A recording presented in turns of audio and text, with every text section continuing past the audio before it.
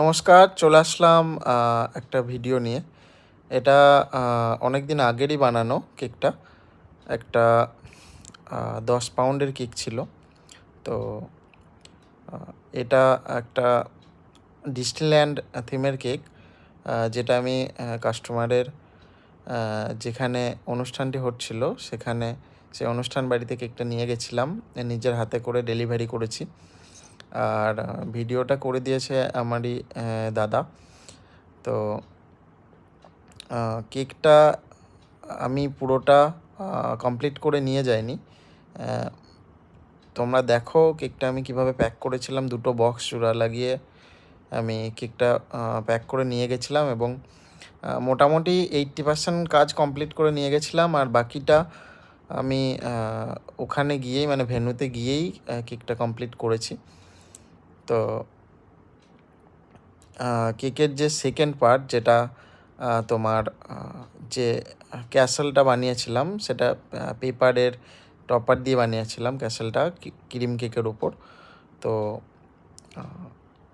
Second পার্টটা যেহেতু box মানে বক্সটা ঠিকঠাক প্যাক করা যেত না, তো আমি ওখানে গিয়েই কেকটা কমপ্লিট করেছিলাম। তো যেহেতু আর যেহেতু এতটা বড় কেক, কোনোভাবে যদি খারাপ হয়ে যায় সেটাও মাথায় চিন্তা ছিল।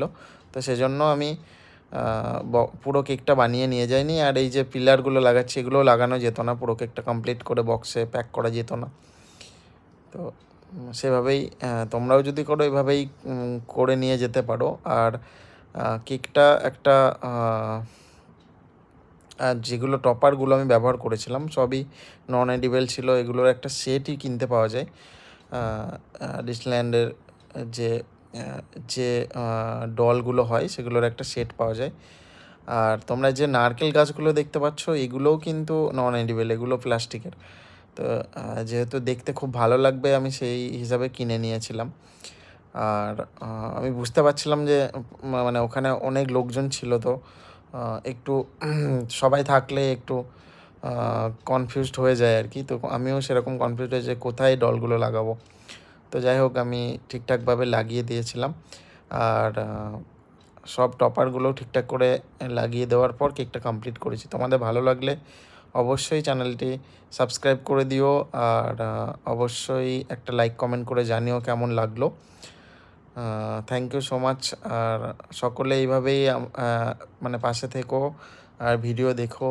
আর কেমন লাগলো অবশ্যই কমেন্ট করে জানিও। Thank you so much.